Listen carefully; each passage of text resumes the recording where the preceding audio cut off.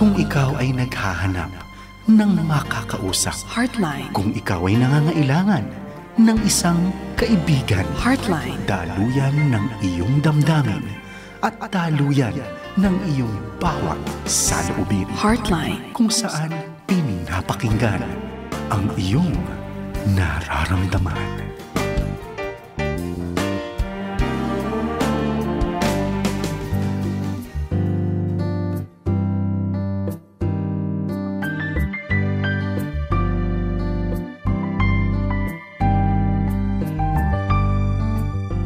Isang magandang gabi muli sa ating mga listeners, mga viewers, ating mga kaagapay na ngayon ay kasama natin, nakikinig sa atin ngayong gabi dito sa Heartline Monday Edition. Ayan, so siguro po ay kayo ngayon ay maraming mga nasa biyahe pa.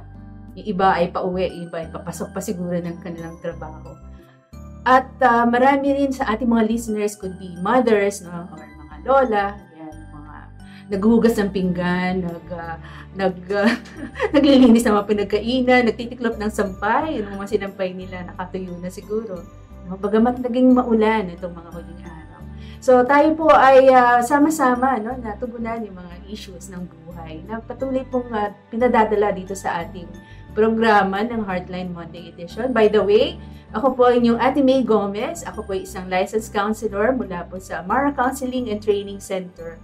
Alam niyo naman po, pag Lunes, time po yan ng Amara para mag-host ng ating program. So, maraming salamat po for tuning in. Wag po kayo maglilipat ng inyong station, no? Dahil ito po ay isa't kalahating oras ng pagtugon, mga counseling sa mga katugunan, or rather mga problema, mga issues ng buhay na pinadadala sa atin ng ating mga listeners. So, it is 30th of September na. At bukas, Oktubre na. Susunod Nobyembre na. Susunod Disyembre na. At ang bilis talaga ng panahon. So, magsha-shopping na tuloy tayo niyan.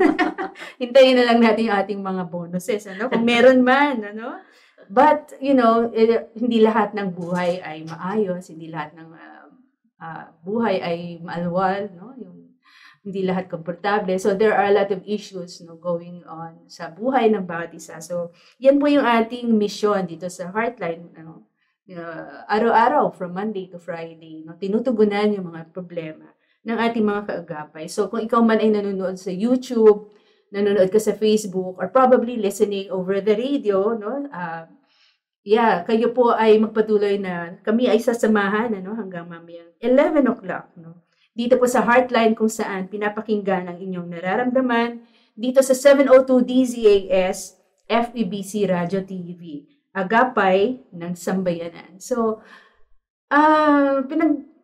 we were blessed this evening dahil kasama ko yung aking isang talagang napaka-supportive na mare, si Maring Cha, Paharilyo, ang ating makakasama ngayon para samahan ako na tugunan yung mga concerns, issues ng ating mga kaagapay. Maring Cha! Ayan, nandiyan ka pala.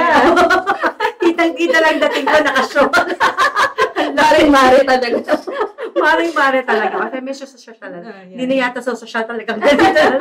Sige, batiin mo yung ating mga listeners. Baka may mga nakikinig Hello, sa'yo. magandang gabi po sa inyong lahat. Ayan. Okay, so Mari, kumusta na? Ano bang mga kaabalahan? I think lola ka na, diba? Oo, I'm a lola of 2 boys. Actually, boys. lola ako dahil sa stepchildren ko. So, pareho pala tayo. Lola of 2 boys. 2 boys na makukulit. Hindi, makulit yung isa tahimik. Magkaibang personality. Yes. At maraming kaabalahan bukod sa inaalagaan mo yung iyong si Ray kasi nag-retire na siya. Nag-retire siya. Ilang taon na ba si Papa Ray? Si Ray ngayon, wait, nakalimutan ko edad niya. 64 yata, sa nitong October. 64 lang. Tapos ako yata kaka-52 ko lang.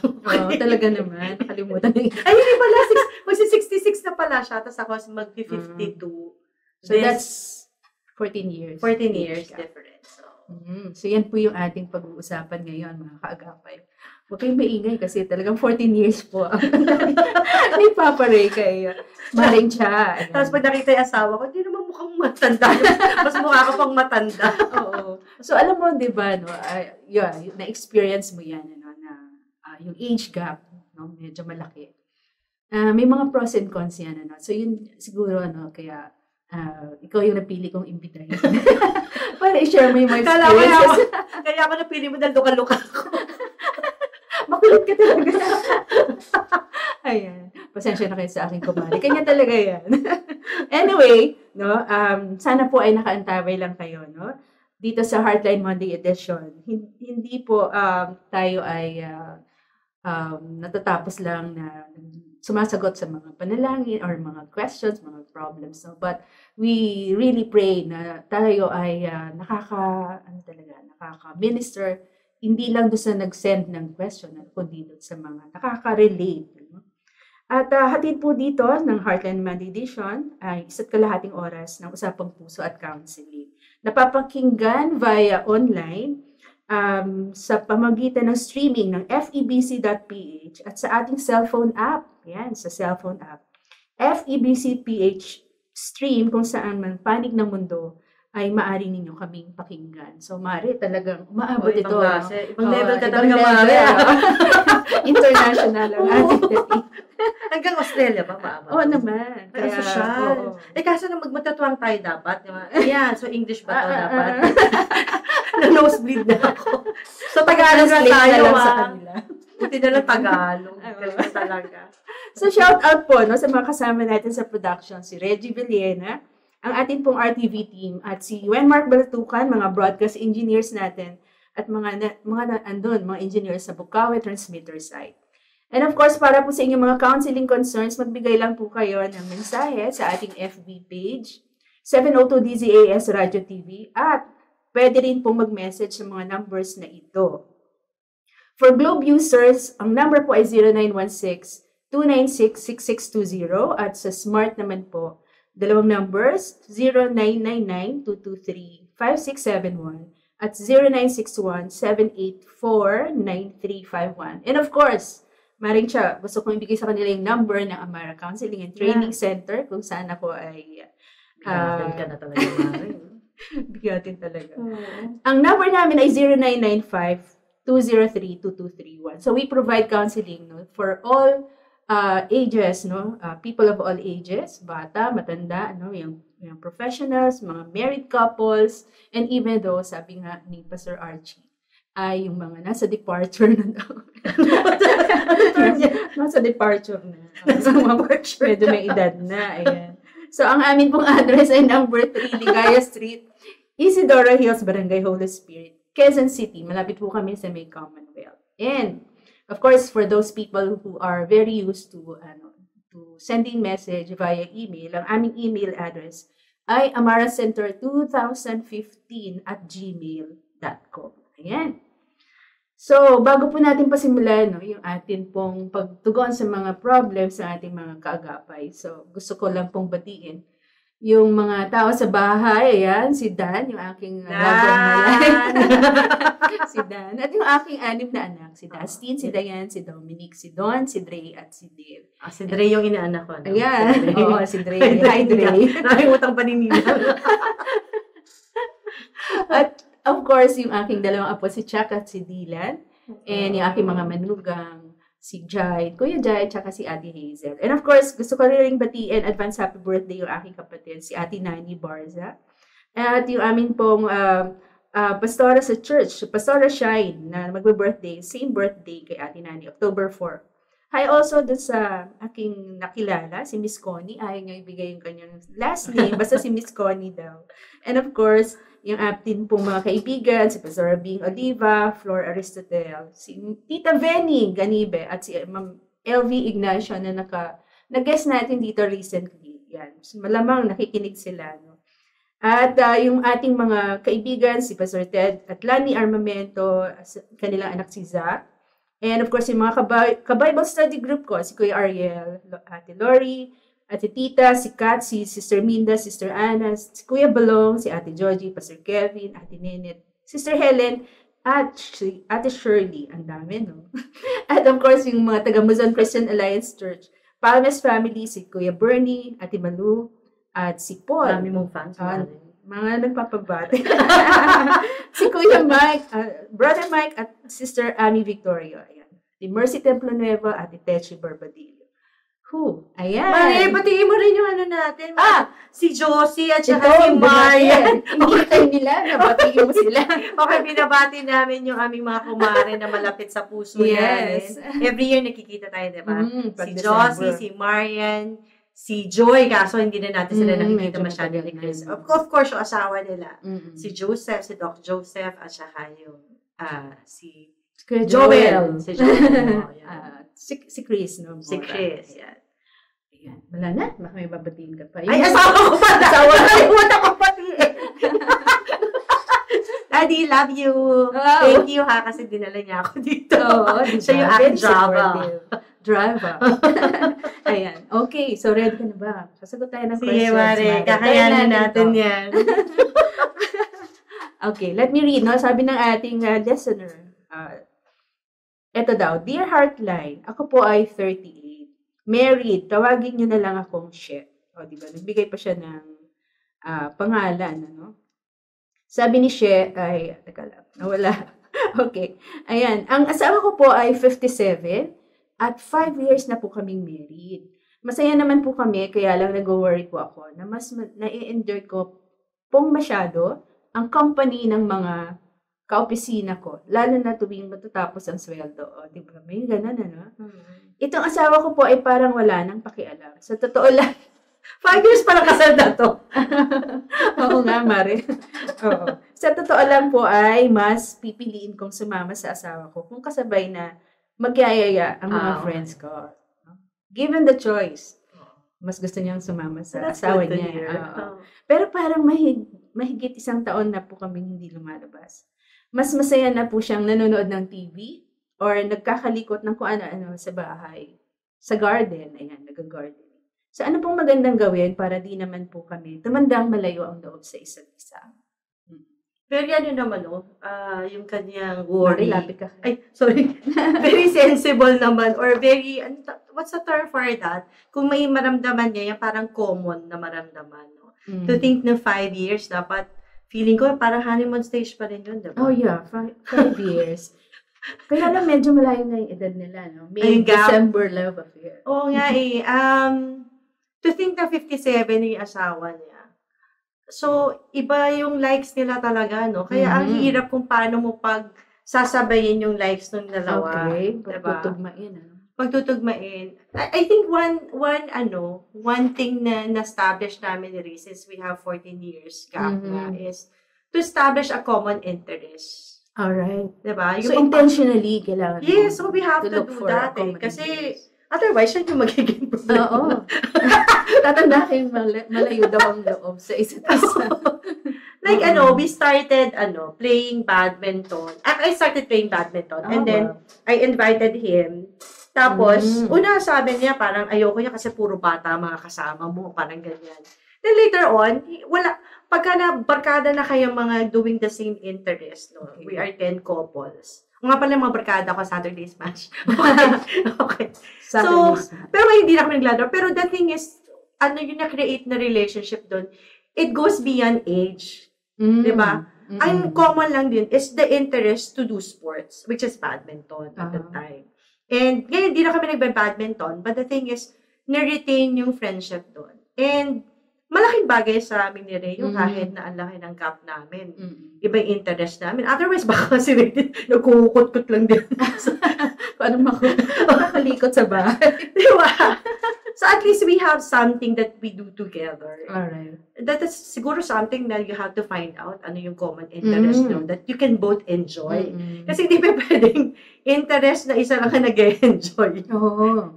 Kaya, sabi nga niya, diba, yung kanyang office mates, parang mas nai-enjoy niya. Yung kasama, diba? Oo. Kasi baka same interest. Same interest. Tapos, yung husband niya, iba na yung interest.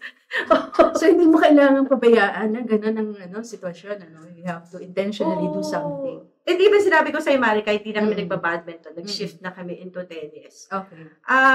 One thing na common pa rin sa amin ni Ray is we belong to a community. Alam tayo dati, Mari, di ba? And we serve together in the parish. We serve together in that community. So, magkasama kami. So, ngayon kami naman nagsabi na, magkasama na naman tayo. Mamili ka. Magkasama kayo, hindi kayo magkasama. Ayun nga, di ba? So, ngayon, kami naman nag-establish ng me time naman namin. Oo, no, importante rin yun. Ano? Yeah. Kasi we do a lot of things together most of the time. So, kaya yun naman nag-establish ng me time, di ba? Kaya nga ang fear niya, yung tatanda doon sila na magkalayo ang loob. I mean, we started young when we did that. That was in 2007. 2007. So, ang tagal so, ilang years na yun? Mari, mahina ako sa math, kaya ako nag-asawa na engineer. Ayan na natin. Pakicompute nyo na natin. Alright. So, ganun na, no? Kailangan talaga maging intentional. Hindi mo siya, yung passive ka na lang na, ganito talaga. Na things will happen. Diba? Parang ganun talaga ang marriage, no, Mare? Oo, Mare. Alam naman natin yan. Kita mo naman kay Dan, diba? Ilan taon kayo na nag-asawa ni Dan? I was, pareho kami 22. Nagkaka-23 lang. Ikaw, mas marami ka ng wisdom san kasi ang hirap magtayo ng pamilya, diba? At that age. Totoo yan. Yeah. Alright. So, sana, no, yung ating mga kaagapay, mga listeners natin, viewers, kung nakaka-relate kayo or meron kayong kilala na ganyan na experience, pwede kayong mag-comment para maging interactive. Yung ating discussion with regards to this topic na parang May-December love affair ang tawag ng iba dyan. Na magkalayo talaga yung age or yung malaking age gap ng couple. Okay, sige. So, itong susunod, basahin natin. Sabi niya, good evening, Heartline. Married po ako sa isang nabiyudo at 62 years old. Ako po ay 48. So, 14 years din. Parang 14 years din? Oh. At saka biyudo, ha? Oh, biyudo rin. Di ba biyudo si Reyno na pangasawa ko? Yeah. Ayun. May 3 po siyang anak. 38, 33, at 29. Ako naman po ay may isa, 24. At babae. Kasama po namin sa bahay ang anak ko at ang bunso niya. Both girls. So, yung bunso niya at yung isang anak. Yung parehong bunso pala nila, no? Alright. Parehong babae. Yun yung mga kasama nila sa bahay. Ang problema po ay hindi magkasundo ang dalawang ito. Nako. Tinuturuan ko pong makisama ang anak ko, pero may pagkamaldita po kasi ang bunso ng asawa ko. Bakit na? May reaction ka dyan. Ang hirap. Teka lang, point of view niya yan. Point of view niya point of view niya. Okay. Hindi natin sure.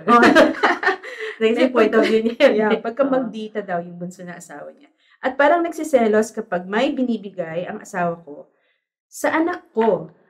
So, minsan po may mga made-up stories pa siya na nagiging dahilan ng away nilang mag-ama ang pagsiselos ng anak niya.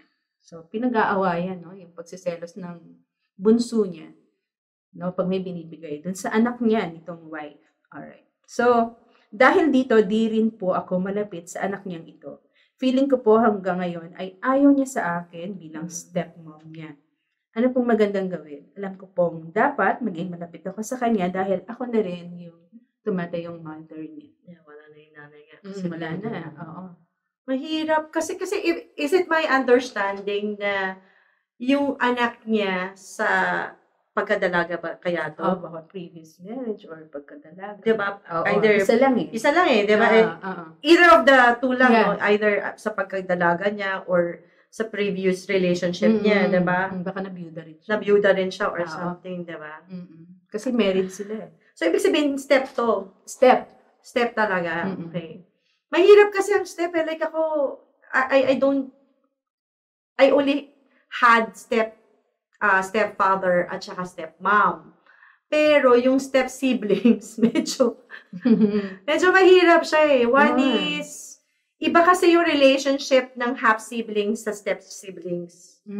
Kasi sila, they still treat each other, yung half siblings, para magkakapatid, walang difference at all. That is my experience. Ganun yung mga anak ko dun sa, yung 3 stepchildren ko with my 2 daughters. No, wala. As in, nagsiselos pa yung stepdaughter ko dun sa mga dalawang anak ko, o dumami yung dalawang anak ko, Oo. pero ang selos niya sa mga kapatid dahil bakit maganda raw ang treatment sa mga dalawang girls ko kesa sa kanya, no? So, with stepkids, ang hirap talaga, no? Kasi consider to blended family, Mari. Oo, blended. Diba? Hindi siya typical na pumasok parehas silang may dala. Oo, Diba? mas challenging yan. Mas challenging to. Yeah. Parang, naawa. Bigla ako naawa sa kanya. Naka-empathize ka. Oo, hindi kasi ang hirap nun.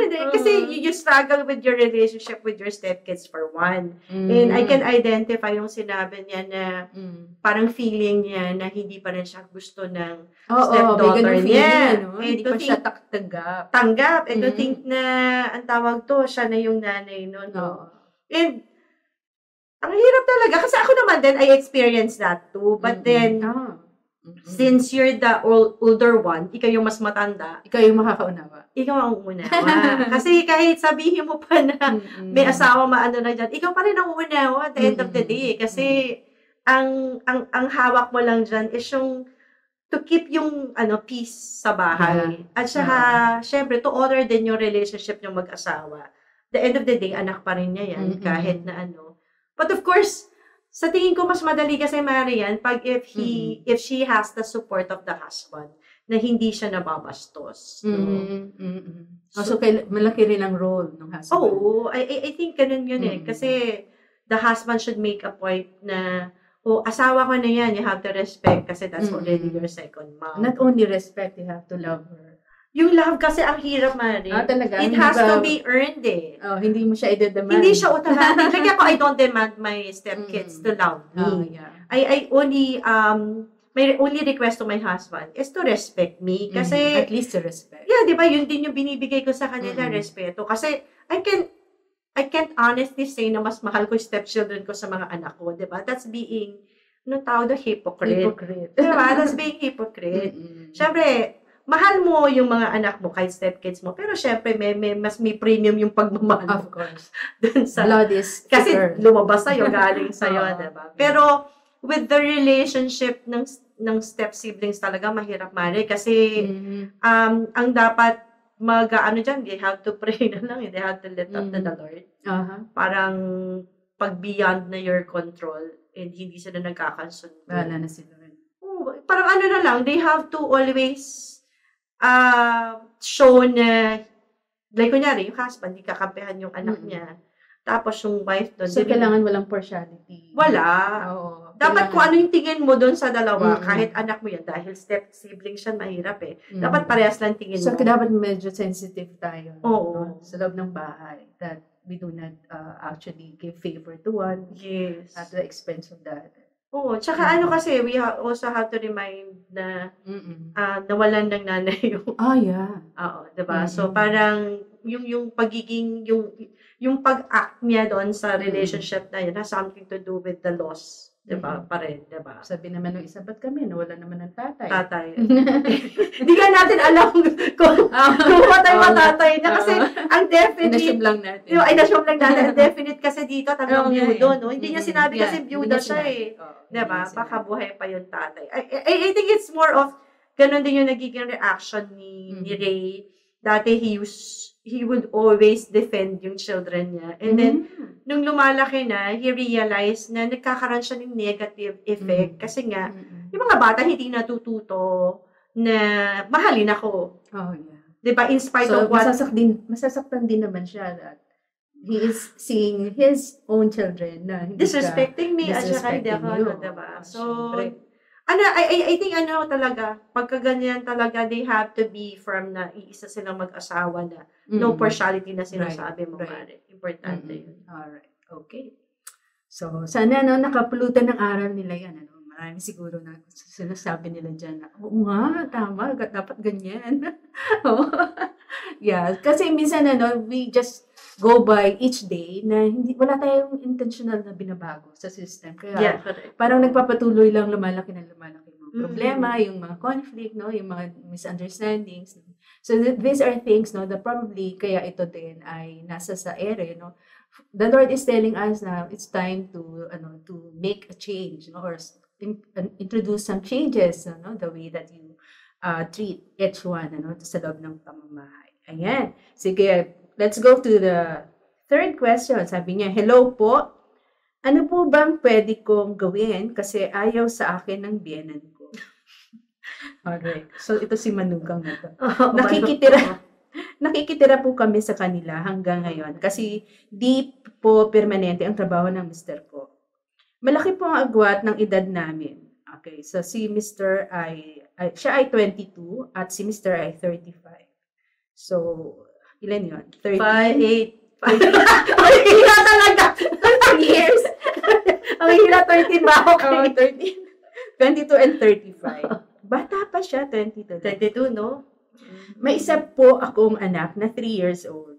Parang di po kami tanggap ng biyenan ko. Wala naman pa po kaming ipon para bumukod. Lagi na lang po akong umiiyak sa hirap ng sitwasyon na lagi na lang pong may nakikitang mali sa akin ang nanay niya.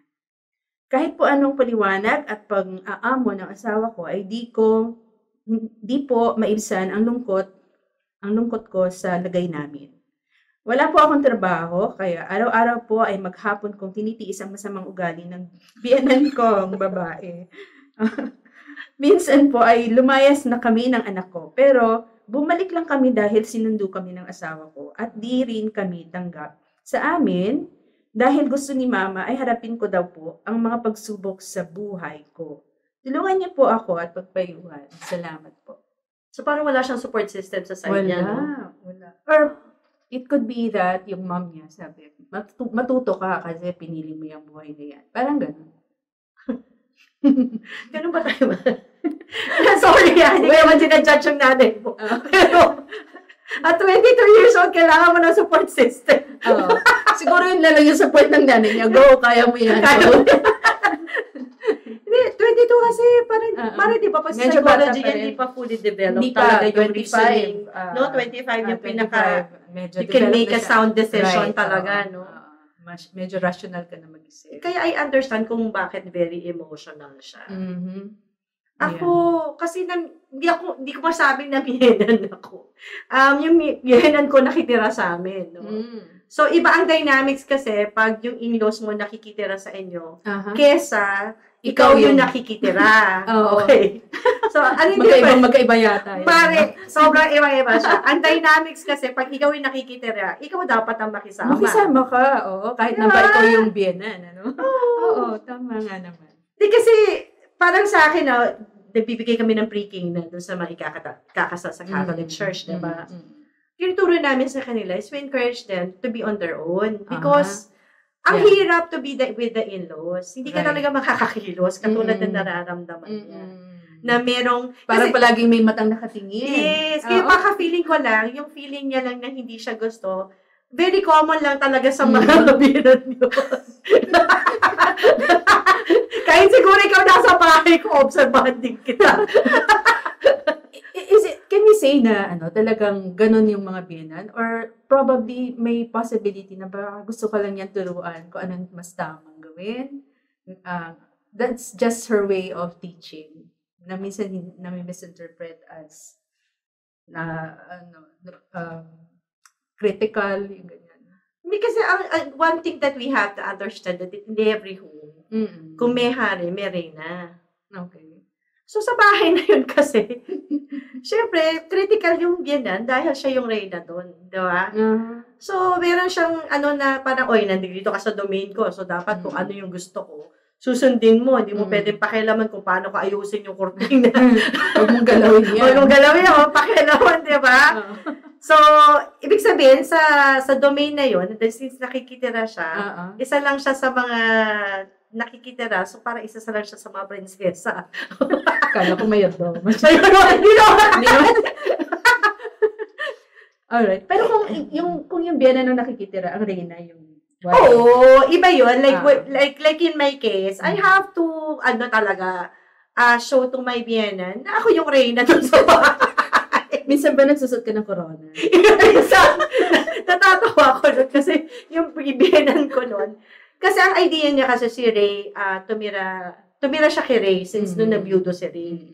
So, parang ang thinking niya na bahay nila ni Ray yun. Oh, may ganun. So, may feeling siya na gano'n. So, nung nag-asawa na kami ni Ray, doon ako tumitira. Ang feeling niya, siya pa rin yung Reyna. Hindi agad nakapag-adjust. Hindi siya nakapag-adjust. So, nag-aaway kami parati. So, parang... Mahirap pa, no? Dalawa Reyna. Ang hirap. Kasi parang sa thinking pa rin niya, siya yung Reyna. And siya masusunod. Kasi sasabihan ka kung paano tiklopin yung brief ng asawa mo. Una muna, left, over, right. Diba? I mean, may style pa pala yun. Diba pwede tiklopin na lang. Diba? So, ang hirap. Kasi even nung buntis ako nun, ginigising ako. Alam mo na pag buntis ka, diba? Oo, diba? Yung tulog mo. Erratic eh. Hindi ka wala kang direction tulog. Tapos, so sabi ko kay Ray, parang hindi ko na kaya to. Dumating ka sa ganun point. Oo, as in, sabi ko, I have to do something. Kasi sabi ko, tayo yung mag-asawa dito. Di ba yung asawa yung nanay mo, di ba tayo dalawa? So, parang, talaga in-establish ko yun. And, it was hard for my biyenan. So, that's why, nag-start na yung mag-move siya from another house to another, parang ganyan, sa magkakapatid. Kasi nga, it's, parang, putting pressure on me that I have to adjust sa stepchildren ko. And I'm pregnant. Oh, yeah. Grabe yung stress. That must be very difficult. Tsaka hindi siya maganda dahil nag-create na siya ng verbal, yung exchange kami. Talaga? Oo, talaga. Mabot ng gano'n. Doon na pa yung gusto ko doon sa pulutan. Huwag naman. Hindi, pero yun yung effect nun. Kaya ako yung kinikwento lang sa viewers mo. Kasi, iba yung naging epekto. Pero, with eto yung kaso nga nitong balikan natin itong si 22 years old. I think parang kailangan mo lang talagang bilisan mag-mature. At bilisan mag-ipon ba? Mag-ipon. Wala kasi Mari, tama ka. Diba? Hindi sila maka-move out. Yun nga, iniisip ko, baka pwede dahil na usong-uso na yung work from home, diba? Yeah. Baka pwede siya maghanap para may extra income. Totoo. Yun ang iniisip ko kasi. Unlike noon, kailangan yung college degree. Tapos, ang dami pa rin unemployed, Ngayon, marami ng, Hindi, tsaka, kahit hindi ka nakagraduate ng college, may opportunity sa mga, tawag to? Basta marunong ka lang English, no? Yeah! Right? Yeah! Pero kaya, may tuwang ka lang. Tuturuan naman diba? Pero I think that's one way is to find an online job na hindi niya mapapabayaan yung bata at the same time. Kasi, wala naman siyang pwede naman niya pwedeng baguhin yung galing na binan niya. Oo, you cannot change a person, diba? Hindi. Ang choice mo is, yung control mo. Yung control mo, control, diba? Totoo yan. Kasi tawag to, siya yung may-ari ng bahay. So, tapos isasabi mo, pwede ba mag-change ka? Pwede sabihin yun. Siya yung may-ari ng bahay. Sorry hindi namin tinatawanan yung mo. But I think it's more of, we felt, ako personally felt na since kayo yung nakikitara, talagang you have to suck it in Talagang, kasi nasa disadvantage talaga kayo mag-asawa kasi kayo yung nakikitara. You have to do something about yung source of income nyo talaga para you can be independent na. I-imagine ko lang, Mare, yung everyday, nagsasalubungan sila ng biyenan niya sa loob ng bahay. May mga ba yun? Sa telenovela na, at ikaw naman nakatingin ka na sa bahay. Parang may hinaharap sa saka Mari, hindi po pwede tarayin yung biyenan mo kasi nakikitira ka. Pag tapikon sa'yo, pwede mo wala ka baka itakal yung kanin mo. Sakalan. Hindi, masama baka sa labas ka matutulog. Nakakatakot yun. Pero yun, talaga, Miss 22 years old talaga, you have to do something talaga to help your spouse. Kung halimbawa, hindi siya capable of actually earning a lot para maging independent kayo. You have to help him talaga. Anyway, maraming salamat doon sa first batch ng mga nagpadala ng mga questions nila, concerns, problems, At sana nakarelate talaga yung ating mga listeners. I'm sure na tumatawa na kami ni Maring Cha. Kasi nakaka-relate. Pero sa totoo lang po, mahirap talaga when lalo na kung malayo yung age gap, no, ng mag-asawa. Magkaiba mag-isip, magkaiba yung kanilang background, yung kanilang maraming bagay, no, different from one another. So, habang kami po ay mag-go on break, sana po ay andyan lang kayo, after ng break, madot na namin na nandyan pa rin kayo at tutugunan pa natin ibang mga concerns. So, we'll just pause for a while para bigyan po ng puwang yung ating pong mga announcements at mga advertisements ng ating station. Stay lang po kayo dyan.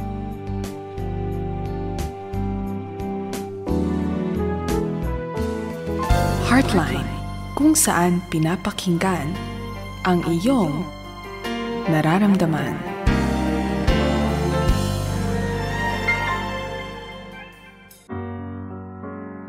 Maraming bagay ang maibibigay ng mundo. Naririyan ang magaganda at maayos na kayamanan. Lamang, atin namang isipin sana kung ang lahat ng mga ito'y magtatagal. Siya ang magpapatatag sa bansa. Iniingatan niya ang kanyang bayan at binibigyan ng karunungan at kaalaman. Ang pangunahing yaman nila ay ang paggalang kay Yahweh. Isaias 33:6. Ang yaman na inaalok ng ating Diyos ay dapat na hangarin. Ito ay mainam at para sa ating ikabubuti. Atin nawang tanggapin ang katotohanan na wala siyang nais na masama para sa atin. Ang Diyos ay nagmamahal magpakailanman.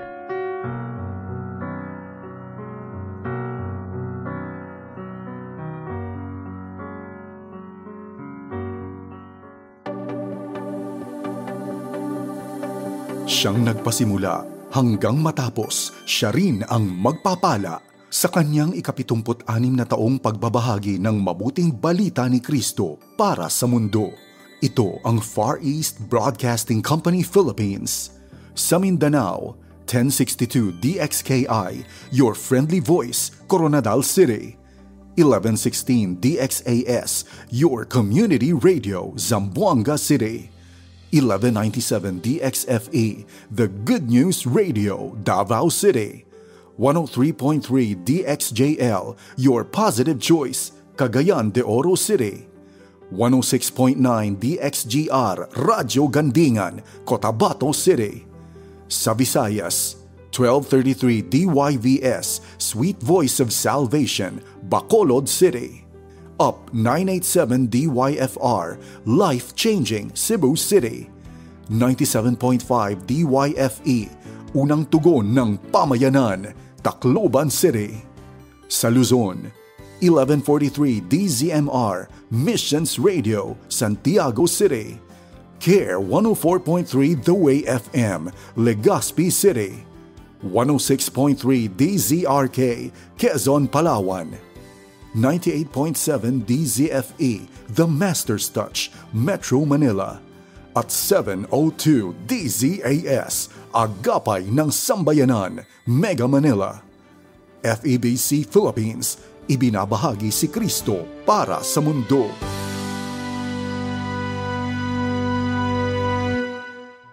Heartline, kung saan pinapakinggan ang iyong nararamdaman.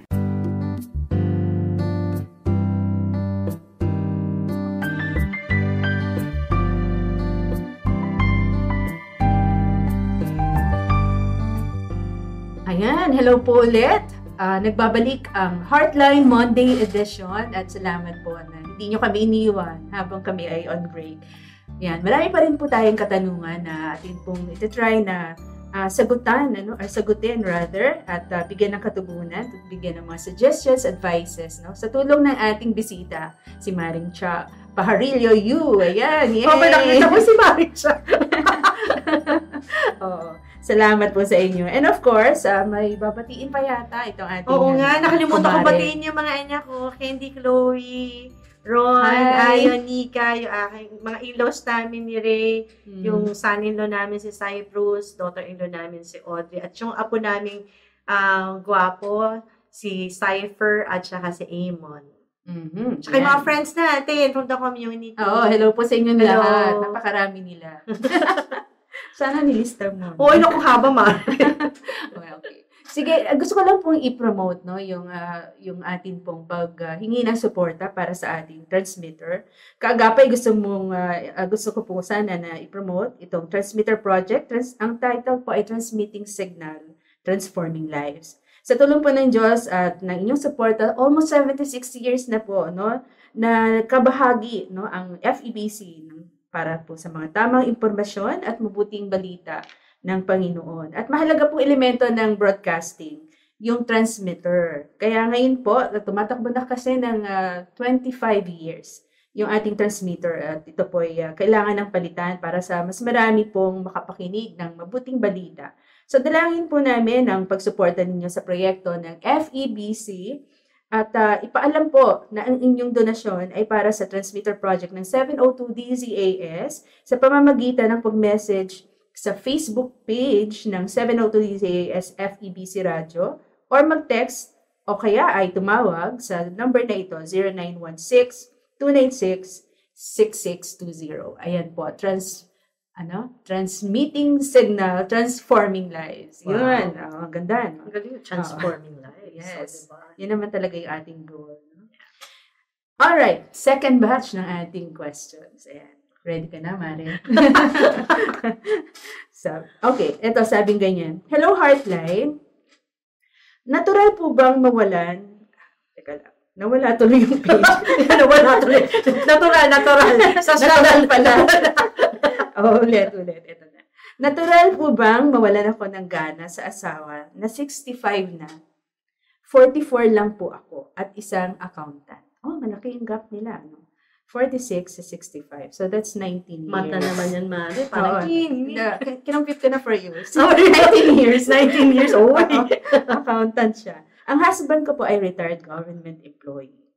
Malaki po ang demand ng trabaho ko. Of course, accountant, no? At madalas ay nagde-demand siya ng atensyon.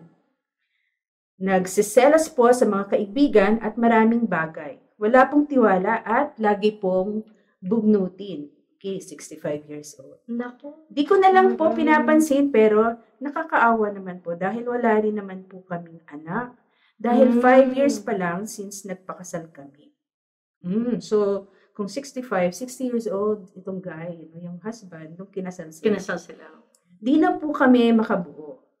Minsan pinipilit ko pong ma-enjoy na kasama siya pero halos lagi lang pong matatapos ang araw na mag-aaway din kami. So, sad, no? Tanggapin ko na lang po bang ganito lang talaga siya o may pwede po bang gawin para ma-improve ang relationship namin? Ang tanong niya kung tatanggapin na lang niyang gano'n. Oo. Parang malapit na siya sumuko. Sa akin, personally, Mare, ayokong isipin na tatanggapin ko lang ng gano'n. No? Oo nga. The fact na aware naman siya na may gap, no? I think na... At malaki yung gap, 19 years. years. Tsaka sa edad na yan talaga, yung mga senior, di ba? Iba na yung dynamics nila. Like, mas mabagal na sila. Tapos, nearing... Di ba na-notice mo, Mare? Kasama natin si Pare. Oo nga. May nagsasalita ako. Kikinig siya ngayon. Nagsasalita ako parang hindi niya ako narinig, di ba? Oo nga. Kasi yung hearing din, nagiging problema na. Mobility-wise, talagang affected na talaga. At marami silang nararamdaman. Oo. Ito na yung level kasi na ang hawak na nila yung maintenance bill box nila. Minomonitor nila kung ano na mauubos, diba? anong kalabigin.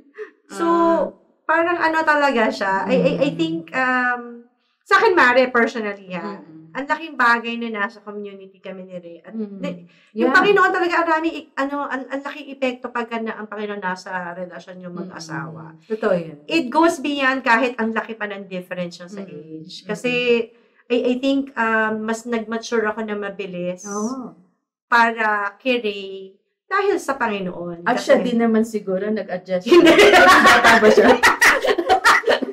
Hindi siya nag-adjust. Hindi yun yung sasabihin ko. Kasi, di ba at least may isang nag-adjust. Nag-adjust ako. Magtatagpo din. Hindi kasi, pala yun, ang realization ko lang kasi, ang lalaki in general, di ba, ayaw naman nag-a-adjust yan sa'yo. Dapat ikaw mag-a-adjust sa kanya. Bakit ba ganon? Hindi ko alam. Kasi, one is, hindi lang naman, hindi lang naman age ang you have to consider. That you also have to consider yung men in general, kung paano yung psyche nila, kung paano sila mag-isip. Yeah. So, Psychology ka rin nga pala. hindi lang ako ng person na psychiatry. So, yung time na graduate ako. So, you understand human behavior. Oo. Hindi, tsaka, tagal ko na hindi nagpa-practice. Mara nakakatawa, last job ko, alam mo ko ano. First job ko, psychometrician. Last job ko sa training, dun ko na-meet si Ray. O, diba? Training sa? Training, ano yan? Training sa human resource ka ba? Actually, hindi ako yung nagbibigay ng training. Ako yung sales consultant. Ako yung naghahanap ng client. For the trainers. No? Ay, hi pala Lilian, yung boss kong mabalik. Tsaka yung mga office, Connie, si Sister Lisa, si Glenn. Yan. So, ano siya talaga, yung realization ko lang talaga, mas madali for you na ikaw mismo magbago ng mindset. Kung ganun kalalim yung pananampalataya mo sa Panginoon. Kasi, maldita ako talaga sobra, Mari. Maldita ka? Oo, maldita talaga ako. Panginoon lang talaga pwede magbago sa'yo. Wala na akong iba pwedeng magbago sa'yo. Kundi, iba lang talaga yung na-establish namin early on sa marriage namin. And I think, mahirap din sa kanya kasi, 40s na sila noon when they got married, 60, di ba? Ang hirap na talaga, may na-establish na kayo na ugali na hindi mo basta-basta mabuwag. May sistema na. May sistema na eh. Na mahirap nang correct. Oo. Kaya, talaga, mahirap talaga siya. But, I think you have to, I don't know, baka kung ano man yung religion nyo, I think you have to deepen yung relationship nyo mag-asawa sa Panginoon. Right. Laliman nyo talaga. Kasi yung wisdom will come from the Lord talaga. And it's always the Lord who fills in the gap. Yes, Marin. Naniniwala ako dyan. And pag you come before the Lord as a husband and wife,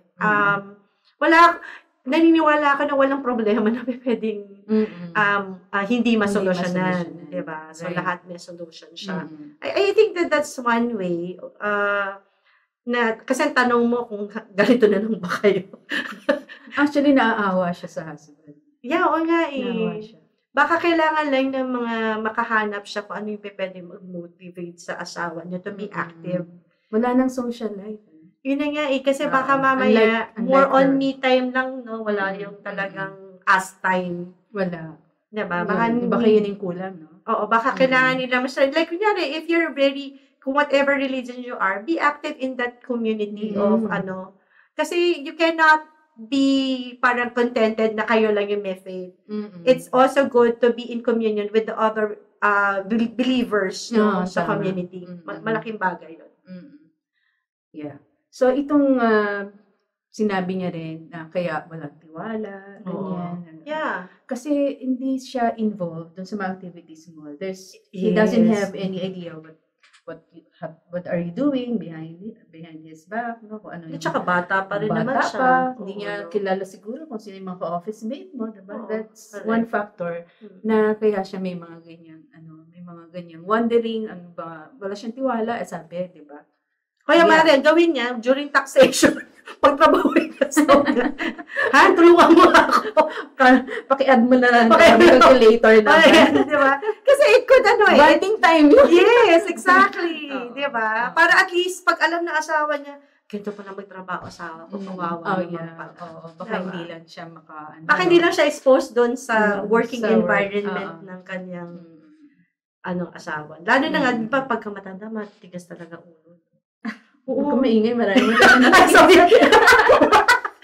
Asawa ko, hindi ko ako nagsabi ng sorry.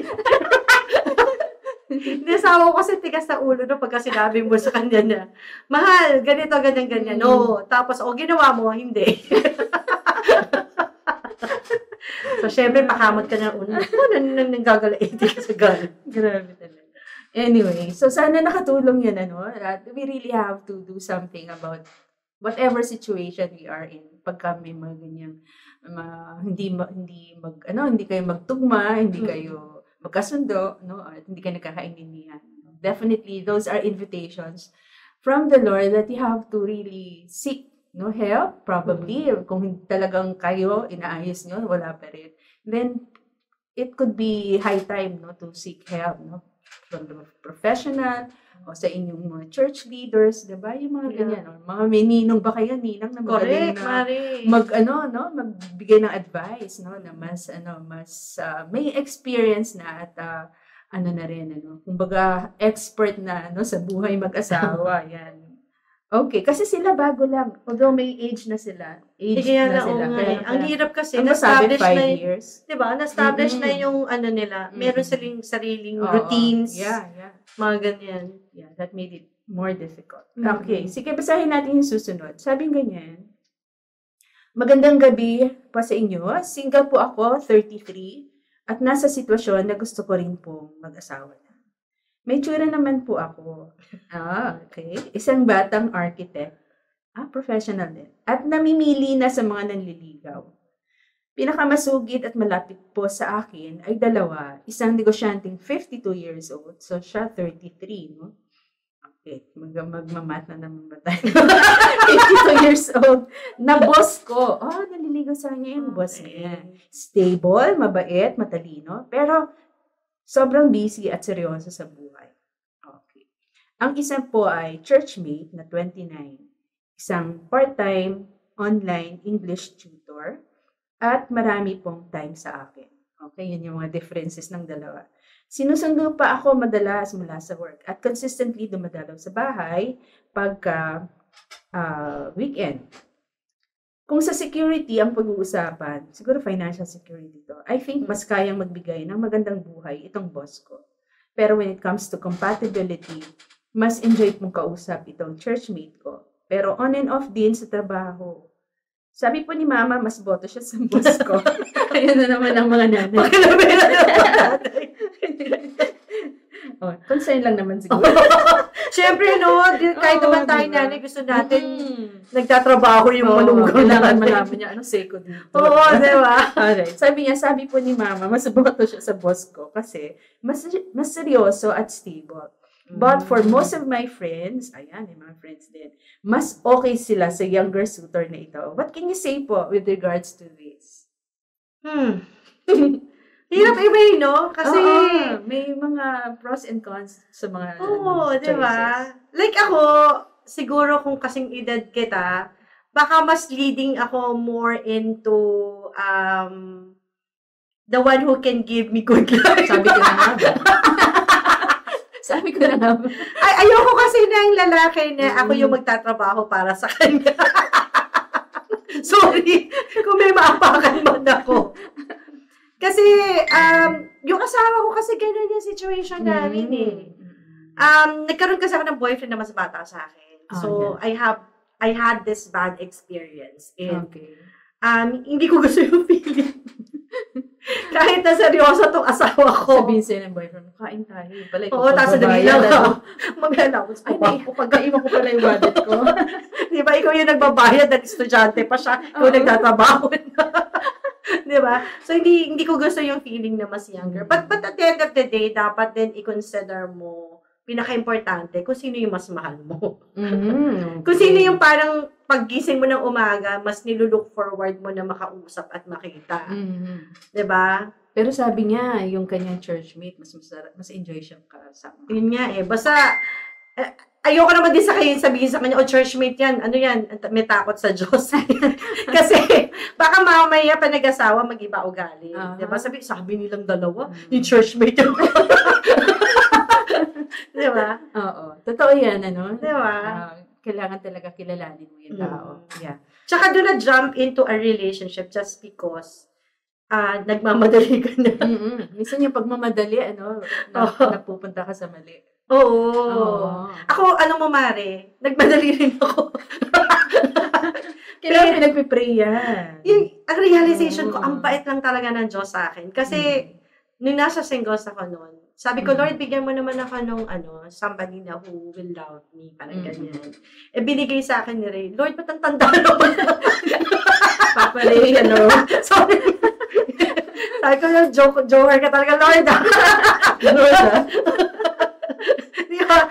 Kasi yung qualification magmamahal sa akin, nakita ko kay Ray kesa doon sa iba nang liligaw sa akin. Kasi iba nang liligaw kasi, bagay, di ba? Gusto natin yung nililigawan tayo, pinipursue tayo. Oh, yeah, of course. Ayun Hindi natin naman yung parang, babae. tayo pa yung nag-e-effort na gusto rin tayo. Hindi ba ako namimiss nito? Hindi ako niya. Di ba? Hindi ako hinahanap. So, dapat nandun yung quality na talagang Right. pinipursue ka. Mm. And, I think malaking bagay na, siguro magta 3 years kami nung nagkakasama tayo sa community nun. Yun yung pinakamagandang nangyari sa amin. Na nasa community kami. Oh, yeah. Kaya kahit sabihin mo na gano'n na ugali ni Ray, na hindi naman seryoso yun, actually, maloko yun. Kaya na ibig sabihin, alam mo yung seryosong tao. Maloko. Oo, ibig sabihin, kami. Kayo, di ba, pa na-joke yun, mga naming tito jokes yun. Tito jokes. Di ba? So, sa akin, yun yung personal ko, Mari. Ikaw, yeah. hindi ko alam, Mari. Oo. Well, gano'n naman talaga. You just have to really, hindi lahat ng hinahanap mo, makikita mo sa isang package, di ba? Oo, tama. Oo, but sabi mo nga, you have to really choose whom you love. Saan ka, yung bang pagising mo, siya na hinahanap mo. Pag may problema ka, hinahanap mo siya. Pag natatakot ka, naiiyak ka, whatever, galit ka, siya yung first thing in mind. Asan na ba yung asawa ko? May kikwento ako. Yung ganon, di ba? That's really something, no? Hindi yun dahil stable tong tao. Hindi, diba? Yun talaga yung tumatagal na marriage. When you, more than your spouse, he is your best friend. Yes. Naniniwala ka doon. So, parang feeling ko lang kasi masyado matured ako sa age ko. Nag-mature ka. Oo, parang kasi I Nag-mature ka had ng sobrang experiences mo. sa experiences ko kasi I grew up kasi nga na anak sa pagkadalaga. Then I had my my half siblings, my stepdad, ganyan. So parang parang force ka talaga na mag-mature. So parang minsan sa akin yung mga lalaki, Force mag-mature. yung mga lalaki pagka medyo nonsense magsalita. Turn off ba? Wala kami ni Rick kasi we can always talk about anything and everything talaga, like about politics, about mga issues sa lipunan. So, lahat pala yung mga experiences mo in life, all are preparation for your future life. Parang na lang, bonus na lang na maganda yung buhay na na-experience ko kay Ray dahil nga stable yung job niya, katulad nga na sinasabi ni Pero sabi ko nga, Mari, depende pa rin naman kasi dapat yun yung sinasabi ko na when you wake up, yun ang nilolong mo. Yeah, right. Hindi dahil siya pinili mo dahil kailangan mo siya. Hindi gano'n. May pakinabang kasi. May pakinabang din. Huwag naman. Hindi. Talagang dapat yun. Yung somebody who can stimulate you into a conversation. Somebody na parang hindi magdadal yung utak mo. Lalo na ako, di ba, tagal kong housewife, Mari. Until now naman. Simula nag-asawa ako. At saka, di ba, when you are already, magkasama kayo, iba talaga pag masarap kausap. Or yung click kayo pag nagkwentuhan, diba, nagkakaunawaan kayo, interesado kayo sa maraming bagay. You listen, he listens, yung ganyan, Tapos pag nagbigay siya ng feedback, minsan gusto mo, minsan ayaw mo, pero okay lang, basta kinakausap diba? na siya. Pero sabihin mo, okay na rin to. Kasi kesa naman sabi, okay, sige, tulog na ako. Sige na tulog. Yung may exchange of Right. Hindi naman natin ma-expect na laging, you agree on things. Hindi. Kami din namin hindi pinag-agree. Because of age gap nga. But that is the very moment when you learn how to listen and embrace differences. Tama ka, Mari. As a couple. Alright. Sige, basahin natin yung susunod. Sabing ganyan, Hi Heartline, may bagong asawa po si mami ko. At sobrang bata sa kanya. Okay. Iba na naman to.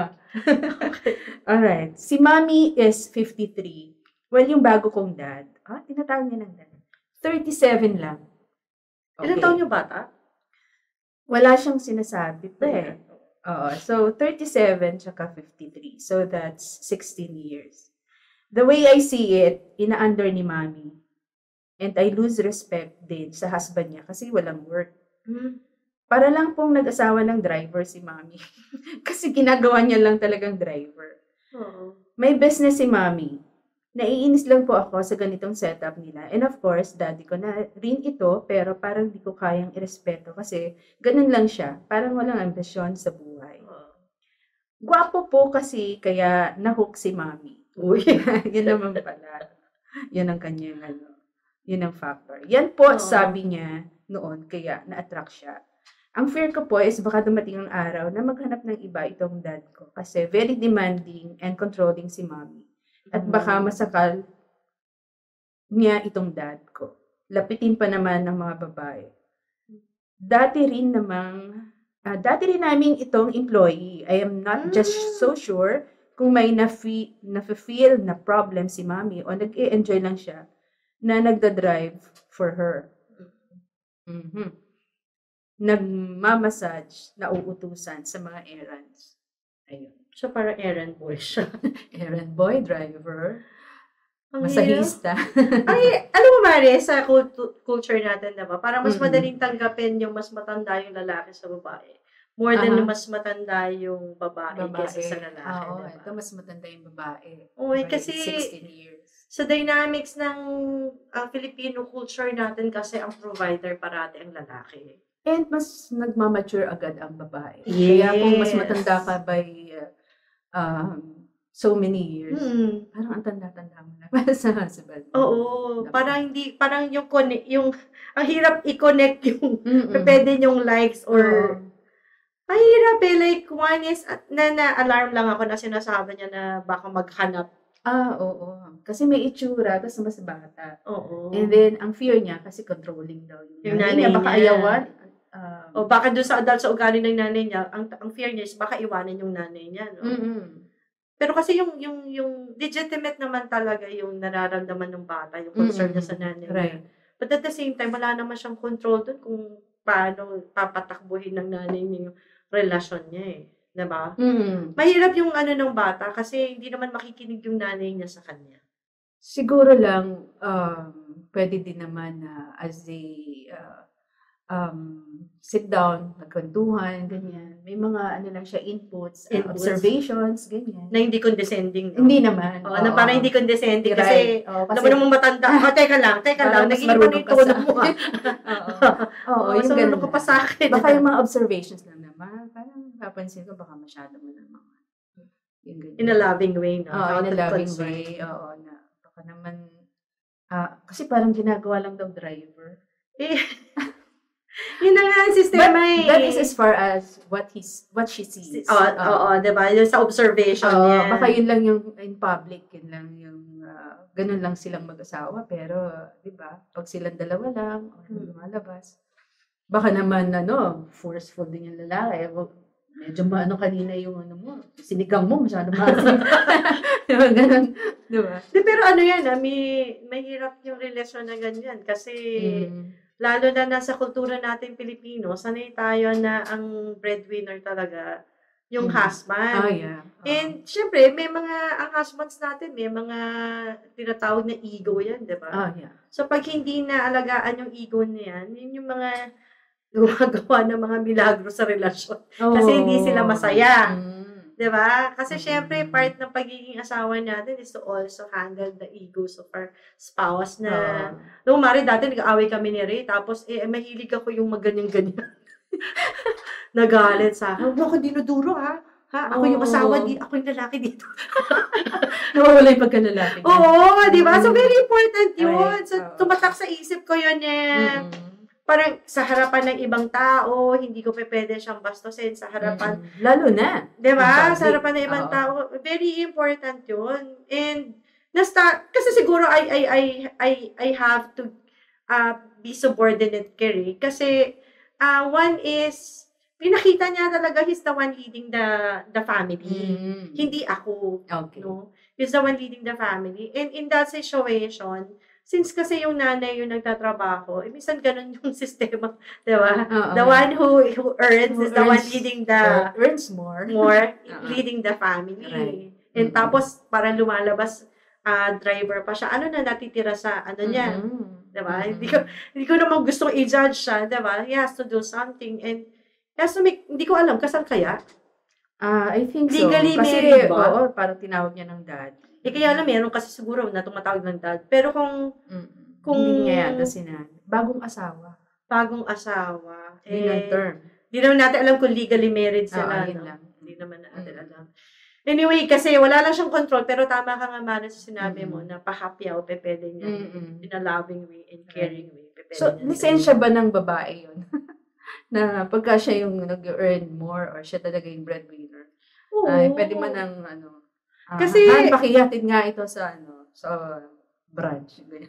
Hindi kasi, di ba, parang, ikaw yung nagdadala ng pera sa bahay. So, parang, meron akong, isa sa mga kumari ko, isa sa naging problema nila yan. And for many years, sinasabi ko sa kanya, Mari, parang tuloy nyo lang, ganyan. So, parang, for many years, hirap na hirap ako, Mari, kasi dahil pag nakikita ko siya, parating miserable siya. So, parang, iniisip ko na lang, intindihin ko na lang na, doon naniniwala ako sa sagrado yung kasal, kasi kasal sila sa simbahan. Iniintindi ko na lang siya kung bakit may need siya for annulment. Papaana. Trinay ko naman talaga na kasi, because nag-root yung, yung lalaki talaga is a house husband. Okay. So, parang feeling lang niya, gusto lang niya yung ganun. So, parang... Yun na talaga siya. Yun lang. Gusto lang nung kumpare ko na maging house husband. Parang ganun lang. So, may epekto talaga siya, Mari, na naiibang dynamic sa marriage kasi pagka ganun may iba talaga siya. So, anyway, ang hirap talaga, Mari.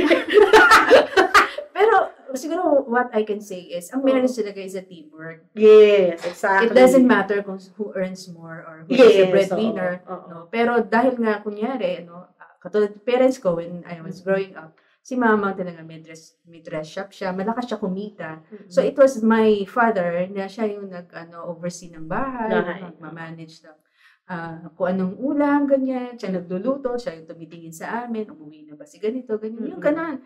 And I don't see anything wrong with it. At least meron kang, merong ginagampanan niya, kahit house husband siya. Talagang he's doing and we do not mind. Hindi kami nahihiya na wala siyang trabaho because he is doing his part para yung bahay ay kumbaga nasusupply yung mga siya naglagay ng order na dahil katrabaho siya. Yeah, exactly.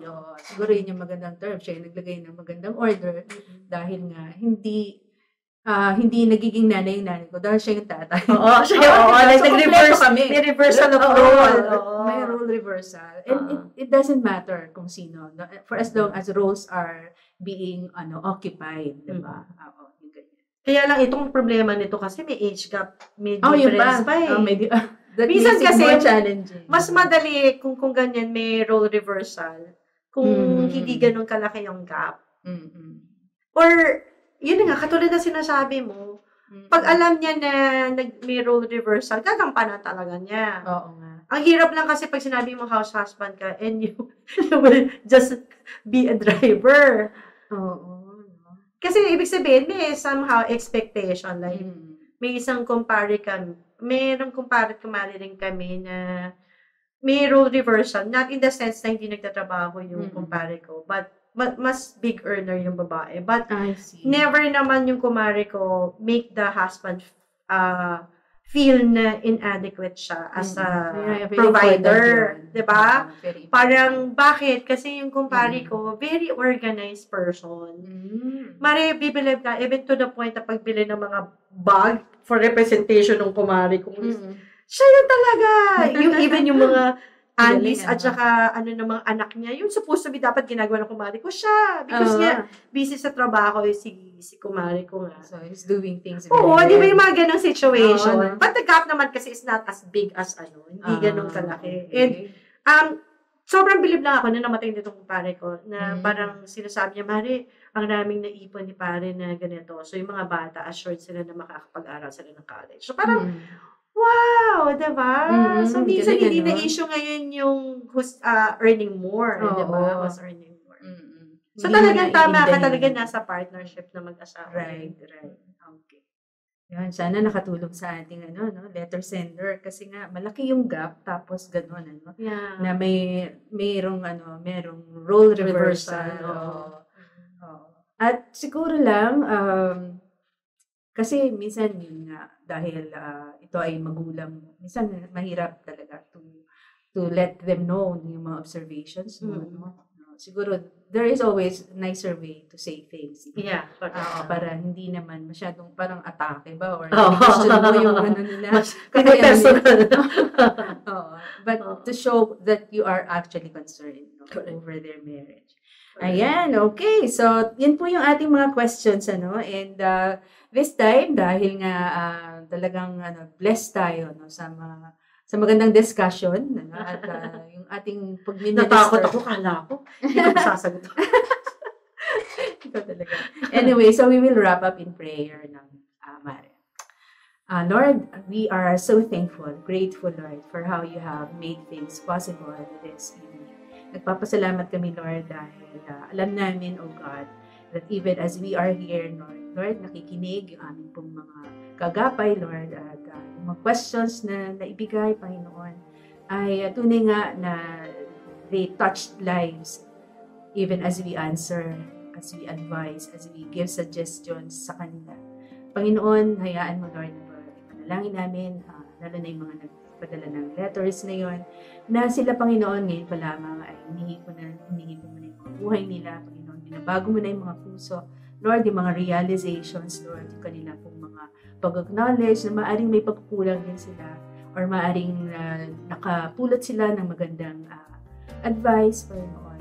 Tunay nga mabago yung kanilang mga sitwasyon at magkaroon ng mga pag-i-improve sa kanilang mga relationships bilang mga pamilya.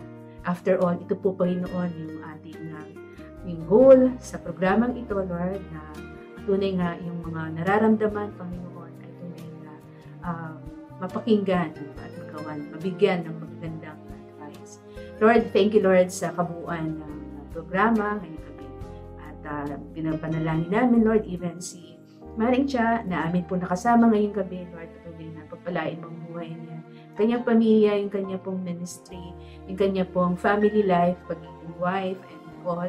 Lord, lahat ng mga desires ng hearts niya, Panginoon, Lord, we just entrust her to you and her family, Lord, so that they may really continue to live life, Lord, according to your holy will, Panginoon. And thank you, Lord, patuloy mo silang ingatan, bigyan ng malalakas na pangangatawan, and continue to really deal with them, Lord, sa mga bagay na nais mo pang baguhin sa kanilang mga buhay at mga puso, na lalo silang magbigay ng kaluguran sa iyo bilang aming Diyos at Panginoon namin. Maraming salamat, Lord, for everything. Lord, salamat po na this is ending, Lord, na kami ay masaya at minister, Lord, sa aming mga listeners and viewers ngayong gabi. Lord, maraming salamat. We continue to glorify you and give you thanks, Lord. This is our prayer with thanksgiving in Jesus' name. Ayan. So, salamat sa ating production, RTV team, mga broadcast engineers, mga nag-i-edit ng ating videos at ng staff, mga bumubuo ng Heartline programs. Ito ay Monday to Friday. Kaya, para po sa mga counseling concerns ninyo, magbigay lang po ng message sa ating FB page, yung 702 DZAS Radio TV, at pwede rin mag-message sa mga numbers, ulitin ko po, sa Globe 0916296620 at sa Smart 0999-223-5671 and 0961-784-9351. And of course, yung number po ng Amara Counseling and Training Center ay 0995-203-2231. At muli, kami ay magbabalik sa susunod na Lunes sa panibagong topic at panibagong suliranin na atin pong i-entertain at pipilitin bigyan ng kalutasan or mga suggestions and advices. Muli, maraming salamat, Maring Cha. Thank you, Maring, sa opportunity. Yes. We want to have you back siguro in any future time. Bisa naman yung asawa ko para masaya. Ibang topic, Uy, how to, what it feels to be old. Sabi talaga tayo may pasok. Sabunutan ako.